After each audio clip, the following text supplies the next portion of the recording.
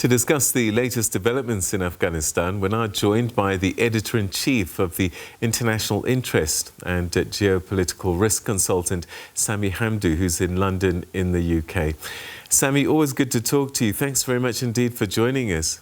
The Taliban takeover of Kabul has been some days now, and I guess people have been reflecting on what their first moves have been and what it means in terms of the story of Afghanistan going forward.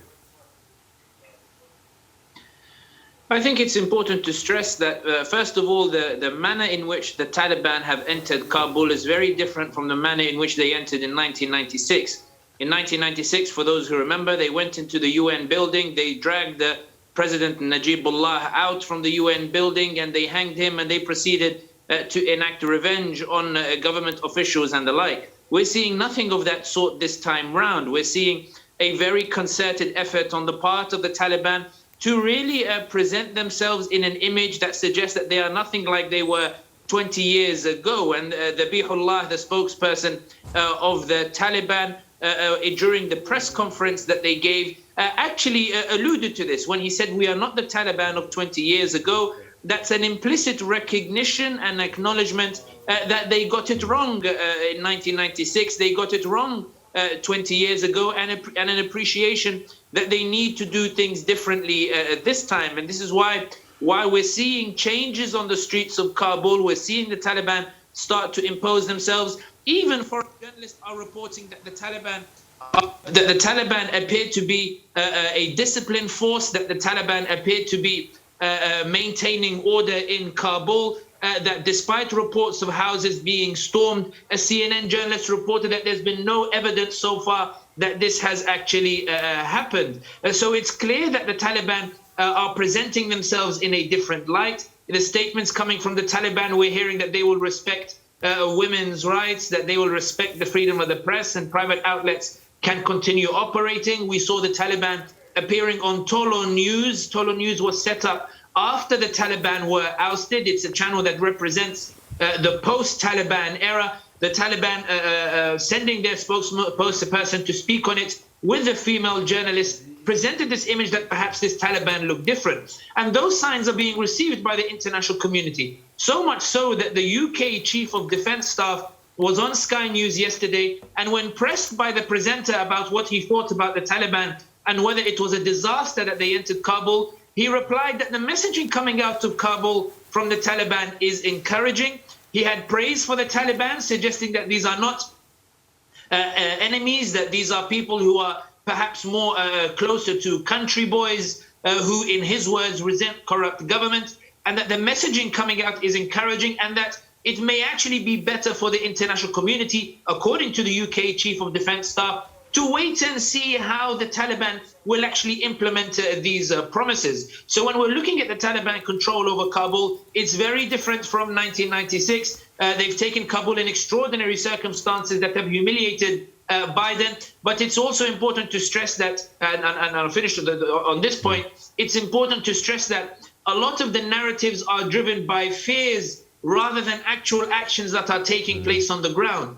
A lot of the discussion is driven by fears of what could happen, not based on what is actually happening on the ground. And this is why I think that the reality is that for everybody's accepting that the Taliban have won, and sort of waiting to see whether they will actually be this barbarous entity that we've become accustomed to hearing about, or whether they can actually present themselves, as they are trying to do, as a moderate and mature political movement worthy of international recognition. I mean, if they are obsessed with creating the right image, it can't be a positive one to see so many people desperate to leave, to a point that we see people hanging on to planes. This can't be the kinds of images that they want to see around the world.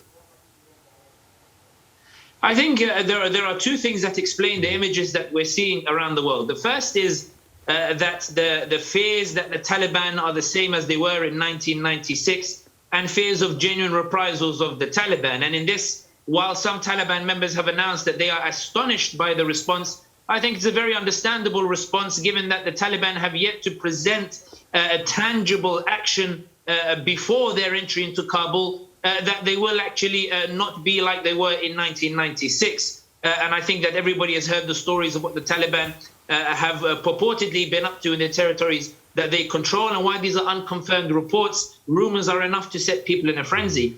But I think the second point that's important to stress, and that perhaps puts what we're seeing into context, is that in the countries of Central Asia and in the Middle East, when a country like the US and the UK and France and Germany are offering the prospect of free visas, are offering the prospect of accelerated asylum, and you're living in a poor country in poverty that not even the Afghan government that was propped up by the US forces for more than 20 years and received more than $1 trillion in funding, the fact that this government was not able to remediate or solve some of these issues. If you're an Afghan who's heard that the Europeans are willing to take in any Afghan who's fleeing from the Taliban, then the driving force for you running to the airport may not necessarily have anything to do with the Taliban, but more to do with you getting to the golden standard that is Europe, you finally having this door to Europe that is open, and finally leaving Afghanistan that has been riven by war, by poverty, by lack of opportunity,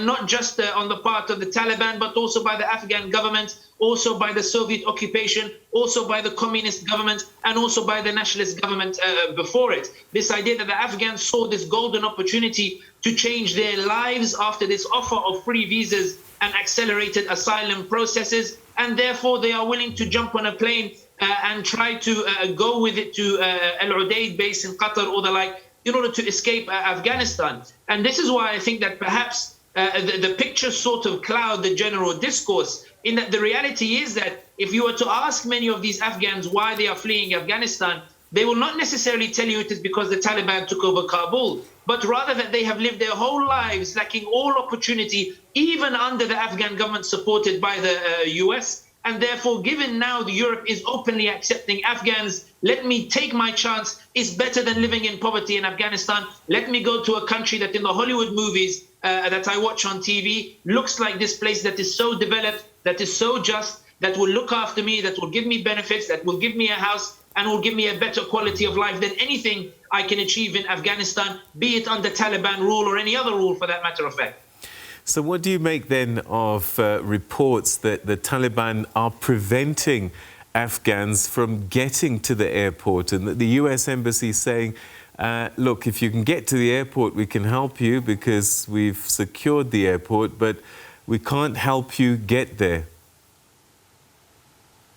The spokesman for the Pentagon today said that they are liaising, that the Taliban is offering practical assistance for everybody who wants to leave Afghanistan, including Afghans. And the spokesman of the Pentagon said that the Taliban is actually facilitating people who want to leave and helping them to get to the airport. The British ambassador to the UK was in the airport stamping visas, and the UK army spokesman also came out and said that it appears that the Taliban are giving signs that they are facilitating the exit of those who want to leave Afghanistan. So those reports are in direct contradiction to what we're hearing coming out from the armies that are actually engaged in getting these people out of the airport. However, I do think as well that the Taliban have set up checkpoints. I think there have been reports that there is gridlock traffic now on the streets of Afghanistan. But I would also urge caution over to what extent the Taliban are to be blamed for that. And this is not to suggest that I am an apologist in any way whatsoever, but rather to put things into context, in that it is now chaos in Kabul. The Taliban have entered, the government has collapsed. The US did not expect it to collapse. The US had no evacuation plan, and that is why Biden is under heavy pressure. The UK did not have an evacuation plan. Dominic Raab is on a holiday in Crete,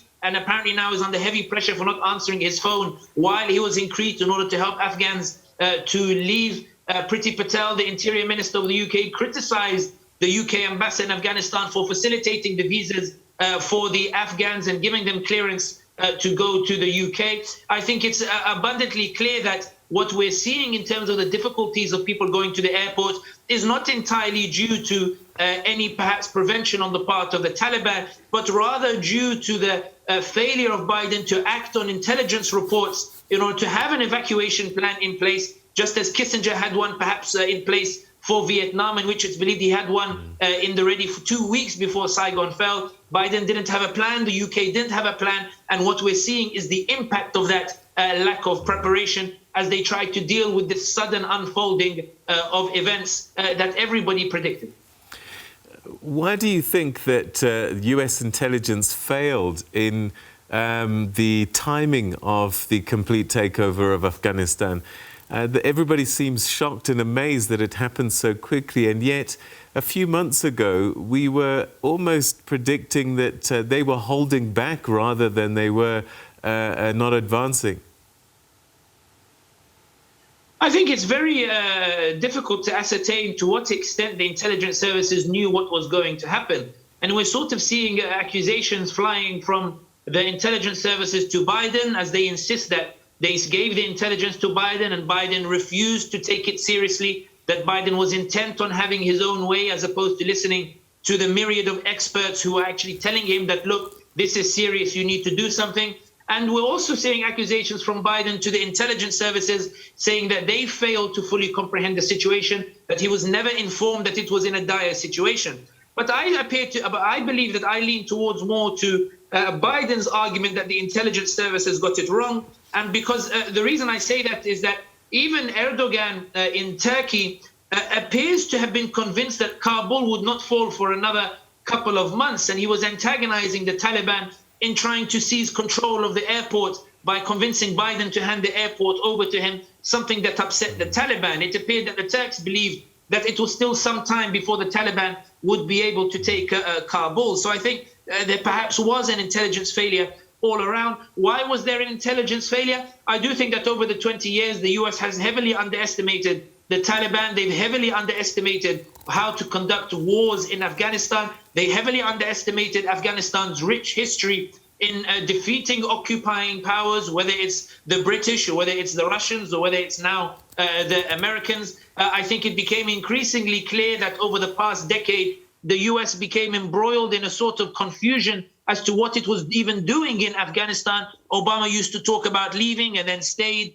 and instead embarked on a surge. Trump came to power and decided that he wanted to leave. He got into a fight with the Pentagon and then eventually got his way and made the deal with the Taliban, promising to leave by the 1st of May. And then Biden coming in and saying, let's leave, against the advice of the military officials who believe that they should stay. So I think a lot of the intelligence failures may not actually have to do with the capabilities, but rather this deep schizophrenic approach coming out of Washington, in which you have one side for leaving, one side for staying, and this sort of battle between the two that resulted in a politicization of the case, as we're seeing today, in that Biden has withdrawn from Afghanistan at a time in which he believes he will have support from the American people. And I think the Americans fully support the withdrawal of the US forces from Afghanistan, and I don't think it will affect Biden too much domestically.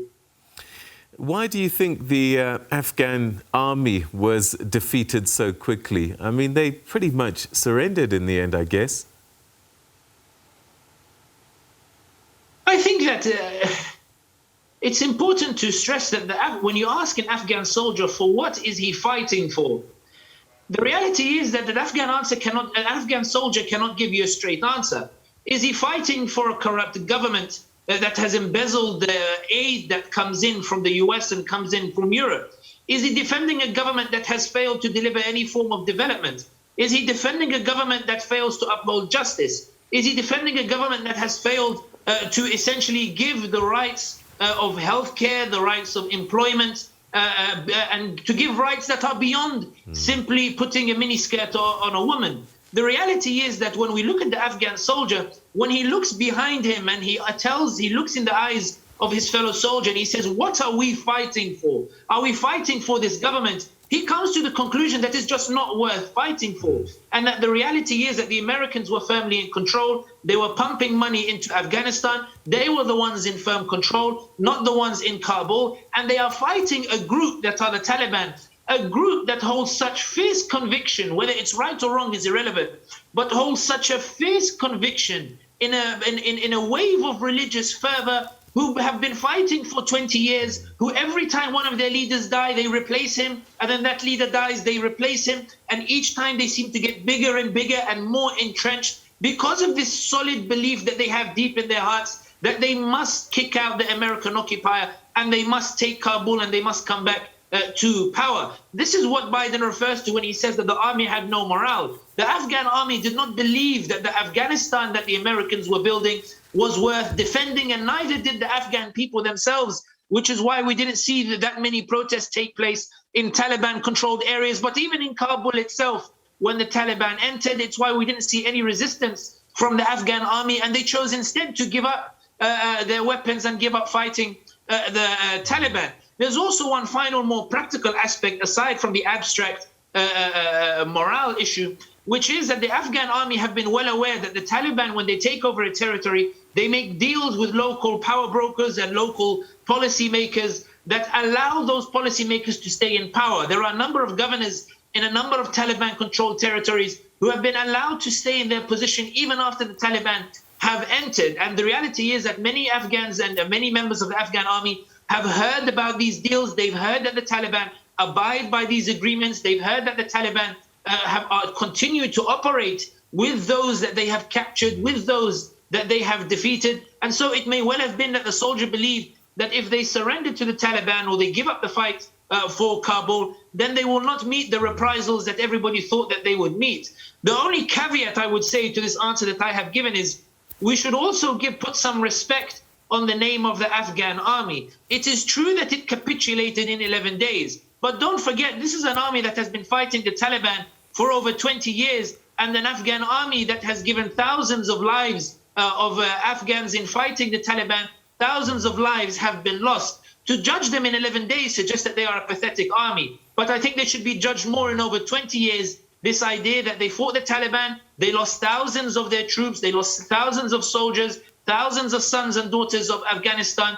And when it came to the end, when it became clear that the Americans were no longer going to support them, that the Americans were going to withdraw, that the Americans were going to hand over Afghanistan to the Taliban, it became clear to the Afghan army that there was no point in fighting anymore.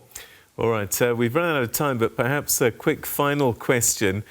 Based on what we know at the moment and what we've heard so far, do you think the international community is going to be forced to recognize the Taliban as the government of Afghanistan? And whilst they're busy trying to win the hearts and minds of the international community, do you think they'll eventually be able to win over the majority of Afghanis inside Afghanistan? The answer to your first question, the negotiations taking place in Doha today is about securing international recognition. And the spokesman for the political office of the Taliban today announced on Twitter that he had met the ambassador of Germany, which threatened not to give them international recognition. But it appears now that Germany is engaging with the Taliban and exploring its options. The UK has already announced that it might be prepared to recognize a Taliban government if it abides by certain conditions. The negotiations in Qatar now that Qatar is mediating between the US and the Taliban is to try to come to some sort of agreement whereby the US would recognize the Taliban government and not impose sanctions. But the reality is that with China and Russia now bearing down on Kabul, improving their relations with the Taliban, seeking to win over Afghanistan, it is not clear whether the US is in a position to risk alienating the Taliban at a time in which the Taliban is extending its hand. So it may well be that the Americans will think that in the context of Russia and China, let's put our hands with the Taliban, let's give them the recognition, let's work with them in order to help with this wider push against China. In terms of Afghan popular opinion, let's remember Afghanistan is a conservative society. They don't necessarily have a problem with Sharia law. They don't necessarily have a problem with Islamic law. They have a problem perhaps with the interpretation or the interpretations that the Taliban once had in 1996 regarding the implementation of Sharia law, because Sharia law does not prevent a woman from working. It does not prevent a woman from going out into the streets. The wife of the Prophet Muhammad, peace be upon him, was a very famous businesswoman, and one of his wives as well was a market inspector. So it's contrary to Sharia law to confine a woman to her home and not allow her to work. This is why I say that it's about the interpretations of the Taliban, not Sharia law in and of itself. And this is why I think that when it comes to moving forward, I think the Taliban are sort of in a position where the Afghans are prepared to give them a chance to see if they will actually rule better this time. And if they don't, The Afghans are a notorious people when it comes to their willingness to express themselves, and the Taliban may well have another civil war on their hands, just as they did in the early 1990s, if they do not rule with justice and do not rule in a manner that delivers for the Afghan people what they want, which is jobs, which is employment, which is prosperity, which is healthcare, and not perhaps what the Americans sought to bring, in which they focused a lot on social engineering and changing the cultural norms, i.e. the way women dress, as opposed to the very essential issues, which is education, which is healthcare, which is opportunity, which is their social mobility, and which is, at the end of the day, the most important, which the famous historiographer Ibn Khaldun stated, justice. Justice is the foundation of any successful civilization, and that's what the Afghans will be expecting to see from the Taliban, and if they don't, we go back to civil war. Sami Hamdi, always great talking to you. Thanks so much indeed for joining us, and your insights greatly appreciated. Thank you. All right, that's the editor-in-chief of the International Interest and Geopolitical Risk Consultant, Sami Hamdi, speaking to us from London in the United Kingdom about what's evolving in Afghanistan. And this seems to be a story that will continue to develop significantly over the coming days and weeks.